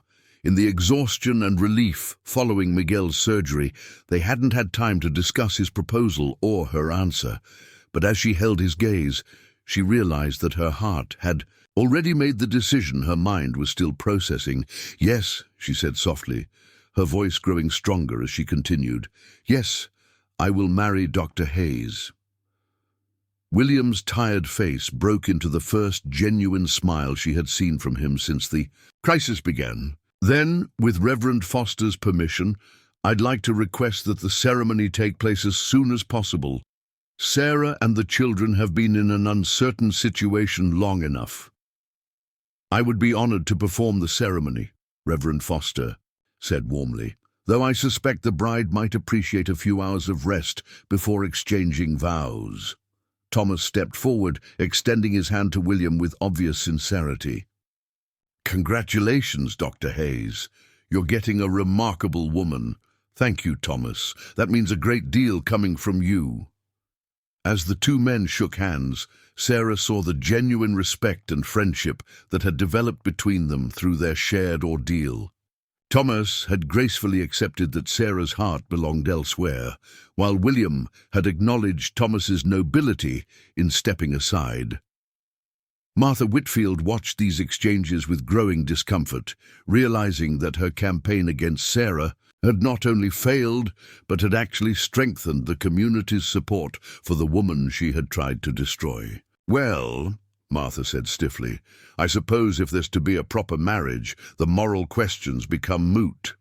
Indeed they do, Reverend Foster agreed mildly. And I trust the ladies' auxiliary will want to help welcome Mrs. Hayes properly into our community. It was both a suggestion and a gentle command. Martha nodded reluctantly, recognizing that continued opposition would now make her appear petty and vindictive, rather than morally concerned. As the various visitors departed, leaving Sarah, William, and the twins alone in the quiet clinic, Sarah finally allowed herself to believe that her desperate gamble in coming to Texas had led not to disaster, but to a happiness she had never dared imagine. Are you certain about this? William asked softly, reaching out to touch Emma's tiny hand as she slept in her mother's arms. Marriage to a frontier doctor isn't an easy life. I'm certain, Sarah replied, meeting his eyes with complete confidence. I came to Texas looking for security and found something infinitely more valuable, a true partner who loves all of us, not despite our complications, but because of who we are. William leaned down to kiss her forehead gently. Then let's begin our life together properly. Mrs. Hayes has a nice sound to it, don't you think? As Sarah smiled up at the man who had offered her not just marriage, but genuine partnership, she realized that sometimes the greatest love stories begin not with passion, but with respect, trust, and the courage to build something beautiful from the ashes of shattered dreams. The mail-order bride, who had arrived in Millbrook with nothing but hope and determination, was about to become the wife of a man who valued her strength, cherished her children, and saw in her not what she might become, but everything she already was. 6 months after her wedding to Dr. William Hayes, Sarah stood in the expanded clinic that had become the medical heart of Millbrook and 3 surrounding communities. The morning sun streamed through new windows that William had installed to provide better lighting for surgical procedures, casting warm shadows across examination tables that were now rarely empty. The transformation of both the clinic and Sarah's life had been remarkable. What had begun as a desperate arrangement between a stranded widow and a kind physician had evolved into a thriving medical partnership that served patients from across the region. Sarah's natural aptitude for medicine, combined with formal training, William had arranged, through correspondence with physicians in Dallas and Houston, had made her an invaluable assistant and, increasingly, a respected practitioner in her own right. Emma and James, now over a year old, had grown into healthy, curious toddlers who treated the clinic as their playground and William as the father they had never known. Their laughter often echoed through the building, bringing life and warmth to spaces that had been sterile and lonely for too long. Mrs. Hayes called Maria Gonzalez, the young woman Sarah had hired as a receptionist and translator for their growing number of Spanish-speaking patients. Mrs. Caldwell is here for her appointment, and there's a gentleman waiting who says he's from the Territorial Medical Board. Sarah looked up from the patient charts she was reviewing, feeling a familiar flutter of nervousness at the mention of territorial authorities. Despite her success and community acceptance, she sometimes worried that her unconventional path into medicine might attract unwanted scrutiny from officials who preferred traditional credentials. "Thank you, Maria. Please ask Mrs. Caldwell to wait in examination room 1 and show the gentleman into William's office. I'll be with him shortly." Sarah smoothed her practical blue dress and checked her appearance in the small mirror William had hung near the pharmacy shelves. The woman looking back at her bore little resemblance to the desperate mail-order bride who had arrived in Millbrook 8 months earlier. Her green eyes held confidence instead of fear. Her posture spoke of competence rather than uncertainty, and her entire bearing reflected someone who had found her place in the world. The gentleman from the Territorial Medical Board proved to be Dr. Marcus Richardson, a distinguished physician from Austin who served as an inspector for medical facilities throughout Texas. He was a man in his 50s with graying hair and the careful manner of someone accustomed to evaluating professional competence. "Dr. Hayes," Dr. Richardson said, rising as Sarah entered the office, "I'm pleased to finally meet you. Your reputation has reached the territorial capital." "Dr. Richardson, welcome to Millbrook. I'm afraid my husband is attending to a patient in the next town, but he should return within the hour. Is there something specific I can help you with?" Dr. Richardson consulted the notebook he carried, his expression thoughtful. "Actually, Mrs. Hayes, it's your work I've come to investigate. We've received several reports about a woman practicing medicine without formal credentials in this region. Some of these reports have been critical." Sarah felt her heart sink, recognizing Martha Whitfield's vengeful hand in this development. Despite her public capitulation after Sarah's marriage, Martha had apparently found new ways to cause trouble through official channels. "Dr. Richardson, I want to be completely honest about my background. I have no formal medical degree, but I have extensive practical experience and have completed correspondence courses with physicians in Houston. All of my work has been supervised by my husband, who is fully licensed." "I see." Dr. Richardson made notes in his book. "And what exactly is the nature of your medical practice?"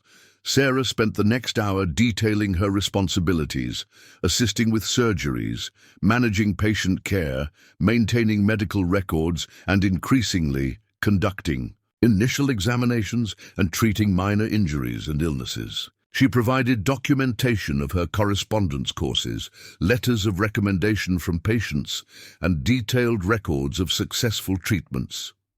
Dr. Richardson listened with growing interest, occasionally asking detailed questions about specific procedures or treatment decisions. His manner gradually shifted from suspicious investigation to professional curiosity. "Mrs. Hayes," he said finally, "I must admit that your situation is highly irregular. However, the quality of care you're providing appears to be exceptional.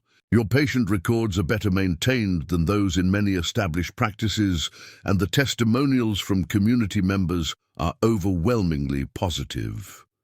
"Does this mean there won't be any official action against our practice?" Sarah asked, hardly daring to hope On the contrary, I'm here to propose official action of a different sort entirely." Dr. Richardson closed his notebook and regarded Sarah with something approaching admiration. "The territorial government is establishing a new program to address the shortage of medical professionals in frontier communities. We're looking for exceptional individuals who demonstrate both practical competence and community support to receive accelerated certification through a combination of examination and supervised practice." Sarah stared at him in shock. "You're offering me the chance to become a licensed physician. I'm offering you the chance to earn that license through demonstrated competence rather than traditional educational requirements. It's an experimental program, and you would be among the first candidates. The process would involve comprehensive examinations, additional supervised training, and regular evaluations, but ultimately you could achieve full medical certification." The possibility was beyond anything Sarah had dared imagine. To practice medicine as a fully licensed physician, with all the authority and respect that entailed, would represent the complete transformation of her life from desperate widow to respected professional. "What would this mean for our current practice?" Sarah asked, thinking of the patients who depended on their services. "Your work would continue under enhanced supervision during the certification process. Dr. Hayes would serve as your primary mentor, but you'd also work with other physicians throughout the territory to broaden your experience. The entire process would take approximately 2 years. Before Sarah could respond, William returned from his patient calls, accompanied by Thomas Hartwell. The two men had developed a genuine friendship in the months since Sarah's marriage, with Thomas often serving as an unofficial liaison between the medical practice and the ranching community. "Dr. Richardson," William said after introductions, "were made. I hope you've had a chance to see the remarkable work my wife has been doing. She's transformed not just our practice, but medical care throughout this region." "Indeed I have, Dr. Hayes. In fact, I was just explaining to Mrs. Hayes about the territorial certification program. I believe she would be an excellent candidate." William's face lit up with excitement and pride. "Sarah, this is incredible. You'd be one of the first women in Texas to achieve medical certification through the new program." Thomas stepped forward with a broad smile. "Congratulations, Sarah. Though I can't say I'm surprised. You've been practicing medicine in all but name for months now." The rest of the day passed in a blur of examinations, consultations, and planning discussions. Dr. Richardson observed Sarah's interactions with patients, reviewed her medical knowledge through informal questioning, and spoke with community members about the quality of care they had received. By evening, he was ready to make his recommendation to the Territorial Medical Board. Sarah Hayes should be accepted into the accelerated certification program immediately. As the family gathered around their dinner table that night, William, Sarah, Emma, James, and Thomas, who had stayed for the meal, Sarah reflected on the extraordinary journey that had brought her to this moment. "A year ago," she said quietly, "I was a desperate woman with 2 babies and no prospects. I came to Texas hoping for basic survival and security. Instead, I found love, family, meaningful work, and now the chance to become something I never dreamed possible." William reached across the table to take her hand. "You didn't become something new, Sarah. You became who you always were once you had the opportunity to show it." Thomas raised his glass of water in a toast. "To Dr. Sarah Hayes.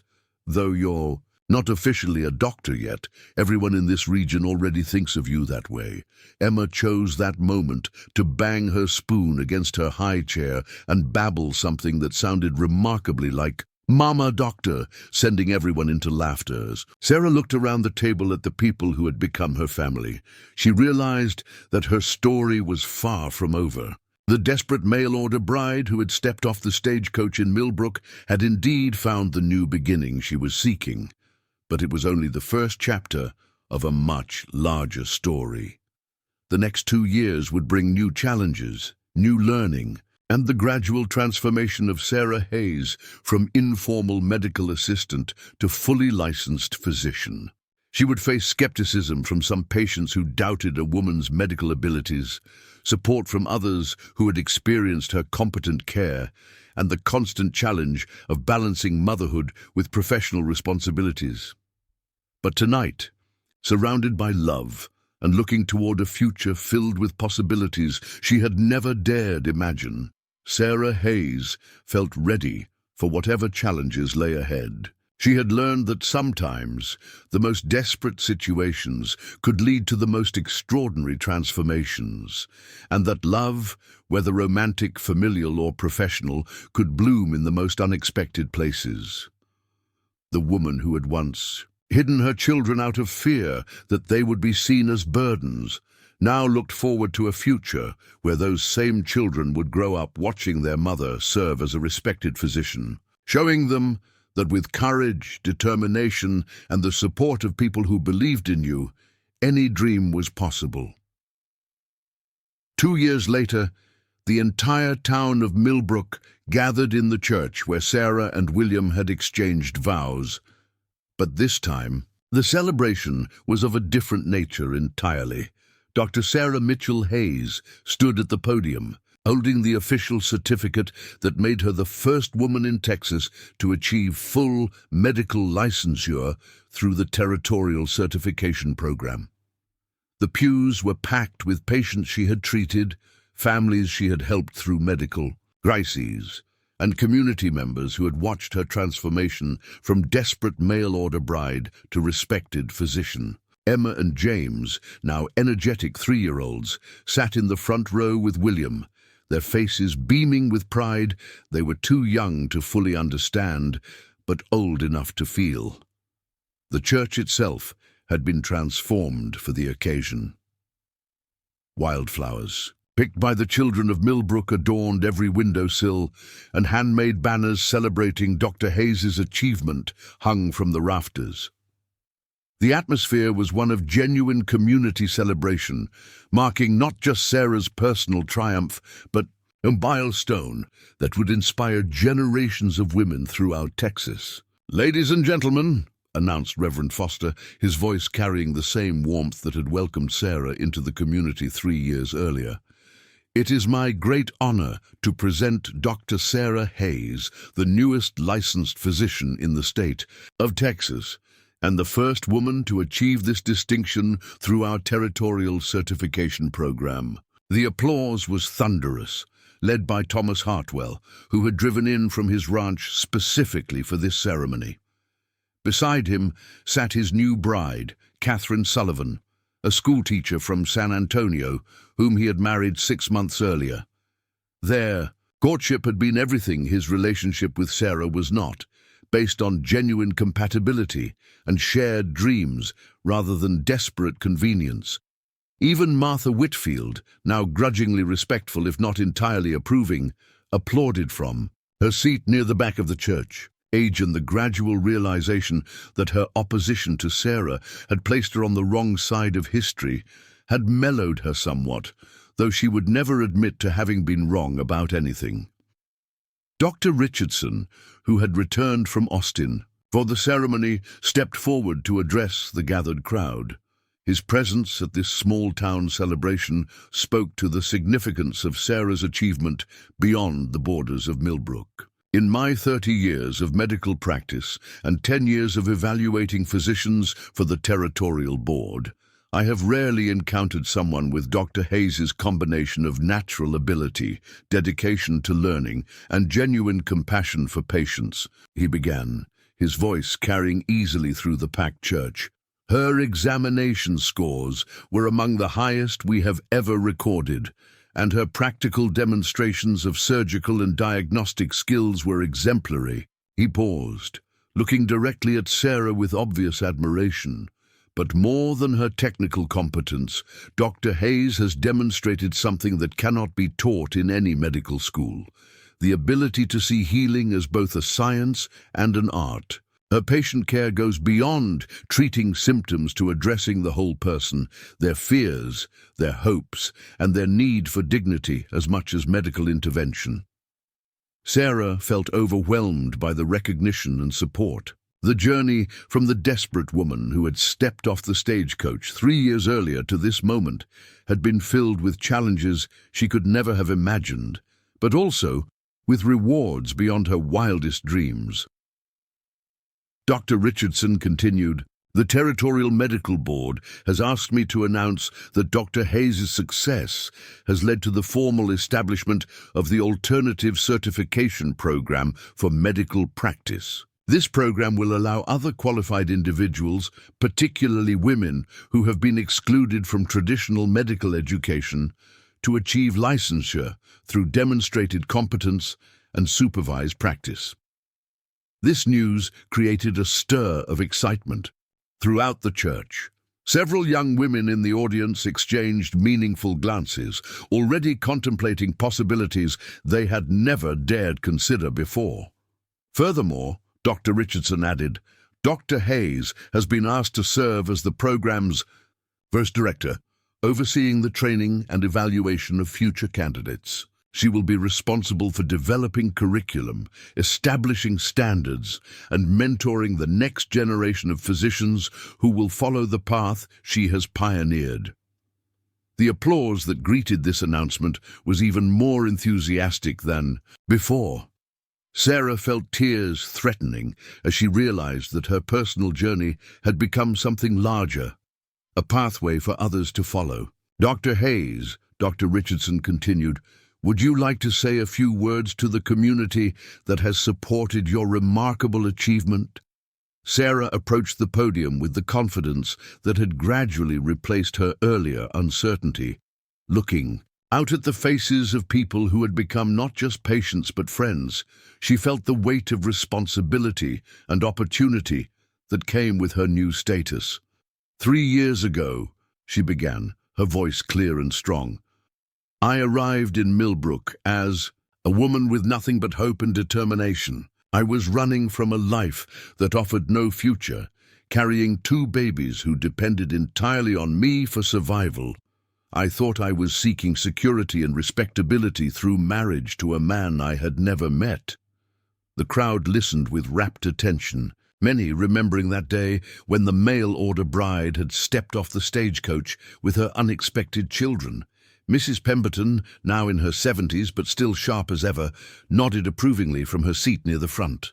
What I found instead was something infinitely more valuable: a community that judges people by their actions rather than their circumstances, a husband who saw my potential before I recognized it myself, and the opportunity to build a life based on service to others rather than mere survival. Sarah's gaze found William in the front row, and she smiled at the man who had made all of this possible through his faith in her abilities.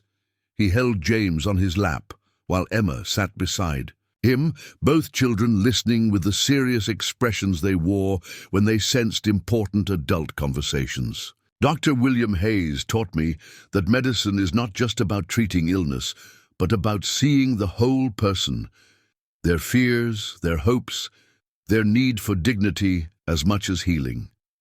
He showed me that the best partnerships, whether in marriage or profession, are built on mutual respect and shared purpose.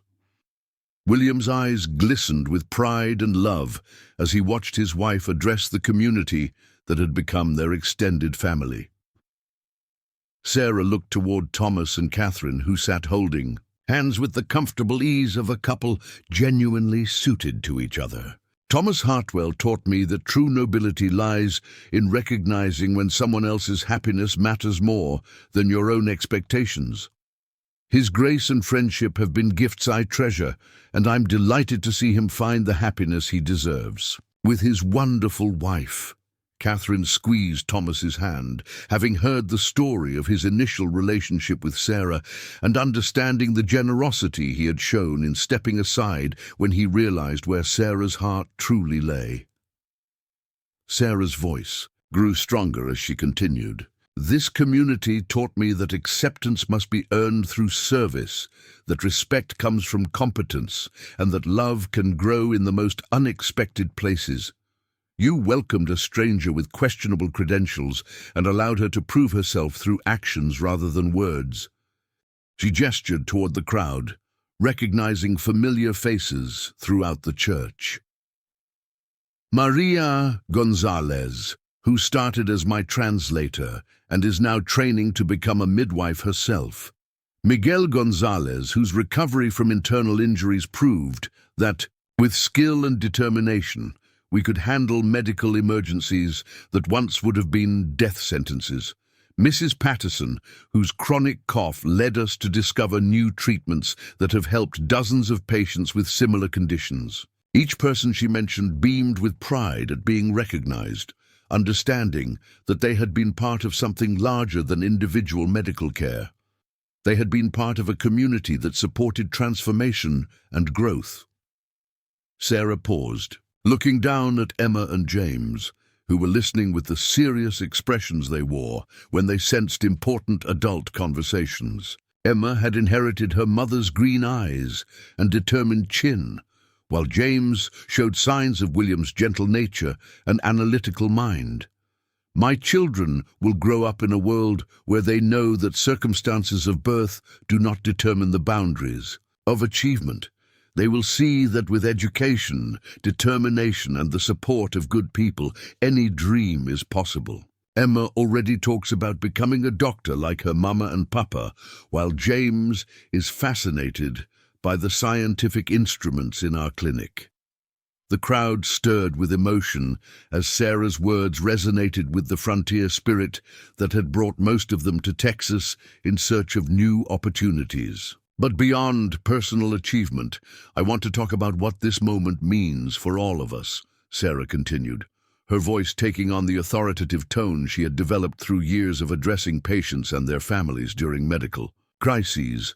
The establishment of the Alternative Certification Program means that other women and men who have been excluded from traditional medical education will have opportunities to serve their communities as licensed physicians. We will be able to train midwives, nurses, and doctors right here in Texas, creating a network of medical care that reaches every frontier community. She paused, letting the implications sink in. This means that no mother will have to watch her child suffer from treatable illness because the nearest doctor is hundreds of miles away. No man will have to die from injuries that could be healed if proper medical care were available. No woman will have to face childbirth without skilled assistance. The church had grown absolutely silent as people absorbed the magnitude of what Sarah was describing. This wasn't just about one woman's achievement, it was about transforming medical care throughout the frontier. As Millbrook's newest physician, I promised to use my training and certification to serve this community with the same dedication that brought me to this moment. But more than that, I promised to remember that every patient who walks through our clinic door deserves the same chance I was given, the opportunity to be seen for who they are rather than where they came from. Sarah's voice grew more passionate as she reached the heart of her message. I promised to train the next generation of healers with the same patience and faith that Dr. Hayes showed me. I promised to fight for medical care that serves everyone, regardless of their ability to pay or their social standing. And I promised to remember always that healing is both a privilege and a responsibility. The applause that followed was not just appreciation for her words, but recognition of the remarkable transformation they had all witnessed. Sarah Hayes represented something powerful in the frontier experience, the possibility of complete reinvention through courage and hard work. Before we conclude, Sarah added, raising her hand to quiet the applause, I have an announcement about our expanded medical services. Thanks to funding from the territorial government and support from communities throughout the region, we will be opening satellite clinics in 3 neighboring towns within the next 6 months. This news created another stir of excitement. Access to medical care was a constant concern for frontier families, and the prospect of local clinics meant the difference between life and death for many. Each clinic will be staffed by physicians trained through our certification program, supervised by Dr. Hayes and myself. We will also be establishing a traveling medical service to reach the most remote ranches and settlements. No one in this region should have to die from lack of medical care. William stood up, unable to contain his pride any longer. "If I may add something," he called out, "my wife is being modest about the scope of what we're planning. The territorial government has asked us to establish a medical college right here in Millbrook, the first institution in Texas specifically designed to train frontier physicians through practical experience combined with academic study." The church erupted in amazed murmurs. A medical college in their small town would bring prestige, economic growth, and opportunities they had never imagined. "The Hayes Medical College," William continued, "will accept students regardless of gender, focusing on practical skills needed for frontier medicine. Sarah will serve as the first dean of clinical training, making her not just the first licensed female physician in Texas, but also the first woman to head a medical education program." After the ceremony, the community gathered for a celebration dinner at the town hall. The building had been decorated with more wildflowers and handmade bunting, creating a festive atmosphere that reflected the genuine joy of the occasion. Sarah moved through the crowd, accepting congratulations and discussing medical cases with the easy confidence of someone who had found her calling. The contrast between this poised professional and the frightened woman who had arrived 3 years earlier was so complete that some of the newer residents could barely believe they were the same person. "Dr. Hayes," called out Miguel Gonzalez, approaching with his wife and 2 young children, all of whom had been patients at the clinic. "My family owes you more than we can ever repay. You saved my life, and you've cared for my children with the skill of any physician in Dallas or Houston. Miguel, your recovery was a team effort, and your family's trust in our care has been its own reward," Sarah replied, automatically checking the youngest child's color and energy level with the practiced eye of an experienced physician. As the evening progressed, Sarah found herself in conversation with a group of young women from surrounding communities who had heard about her achievement and traveled to Millbrook for the ceremony. Their questions revealed the broader significance of what she had accomplished. "Dr. Hayes," asked Rebecca Chen, a schoolteacher from a neighboring town, "do you think other women could follow the path you've taken? Could someone without your specific circumstances still achieve medical certification?"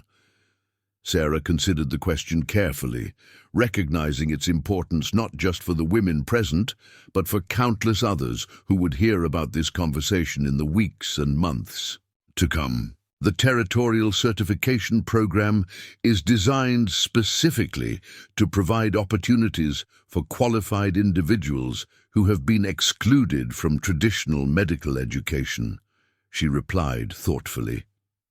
"Success depends more on dedication and aptitude than on specific circumstances. Any woman with the determination to study, the courage to face skepticism, and the persistence to prove herself through results could potentially follow this path." "But you had advantages," pointed out another young woman. "You were already married to a physician who could provide training and support. What about those of us who don't have such circumstances?" "You're right that I was fortunate in my situation," Sarah acknowledged. "But remember, I didn't start with medical knowledge or training. I started with desperation and the willingness to work harder than I had ever worked before. Dr. Hayes provided guidance, But the learning, the studying, the long hours of practice, those came from my own determination. She paused, looking around at the eager faces surrounding her. The medical college we're establishing will provide the structured support and mentorship that I was lucky enough to receive informally. Students will work alongside experienced physicians, learn through actual patient care, and receive the kind of practical training that textbooks alone cannot provide. William, who had been listening to this conversation while keeping an eye on Emma and James as they played with other children, stepped forward to add his perspective. The most important quality Sarah brought to medicine wasn't her circumstances, but her ability to see patients as whole human beings deserving of compassion and competent care, he said. That quality can't be taught in medical school. It comes from character and life experience. Many of you have that quality already, developed through caring for your own families and communities. Rebecca Chen leaned forward eagerly. Doctor, Hayes, when will applications for the medical college be available? I've been teaching school for 5 years, but I've always been drawn to healing. I helped deliver my sister's babies and cared for my aging parents. I think I might have the qualities you're describing. Sarah smiled, recognizing in Rebecca's eagerness the same hunger for meaningful work that had driven her own transformation. Applications will be available within the month. We're looking for individuals with demonstrated compassion, basic education, and the commitment to serve underserved communities. Teaching experience would actually be valuable. Medical practice involves a great deal of patient education. As the celebration wound down and families began heading home, Sarah found herself standing outside the church with William, Thomas, Catherine, and the twins. The Texas stars shone brilliantly overhead, and the warm evening air carried the sense of prairie grass and distant cattle. Thomas and Catherine were preparing to return to their ranch, where they had been successfully implementing new farming techniques that Thomas had learned from agricultural journals. Their marriage was everything his relationship with Sarah had not been, based on genuine compatibility and shared dreams. Sarah, Catherine said warmly, I want you to know how much Thomas's friendship with you and William has meant to both of us. Your example of pursuing dreams against all odds inspired me to propose some of my own ideas about education reform in rural areas. What kind of ideas? Sarah asked with interest. Mobile schools, similar to your traveling medical service. Teachers, who could reach remote ranches and settlements, providing education for children who can't travel to established schools. Thomas thinks it could work, and he's offered to help organize the logistics. Sarah felt a thrill of excitement at the possibilities Catherine was describing.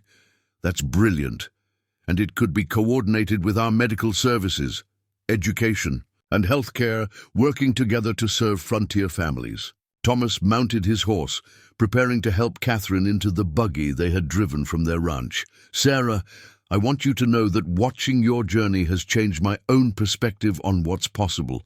You've shown this entire community that people can become more than their circumstances suggest. He paused, looking at the church, where so many important moments had taken place.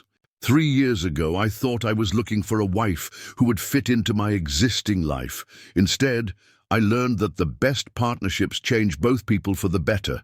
Catherine and I are building something together that neither of us could have created alone.